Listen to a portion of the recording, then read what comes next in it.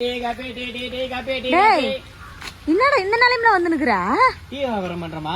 அதுக்கு நீ இப்படியா? ஆமாமா, பங்குனி வெயில பல்ல விழிச்சு அடிக்கும் போதே டீ இஞ்சி டீ கேட்பானுங்க, மழைக்கு சும்மா இருப்பானுங்க, அதான் டீ வியாபாரம் பண்ணலான்னு வந்துட்டேன்.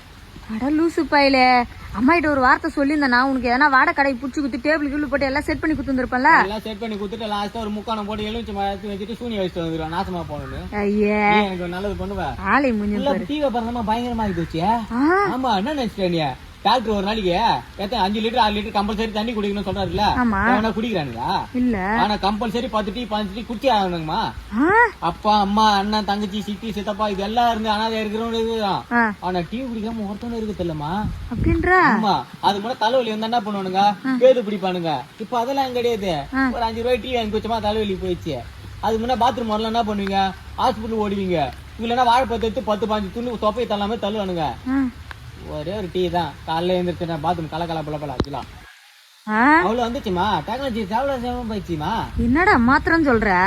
நீ பேசுறது கேட்ட எனக்கே தலைவலி. அம்மாக்கு ஒரு டீ போட்டு குடுறா சாமியா.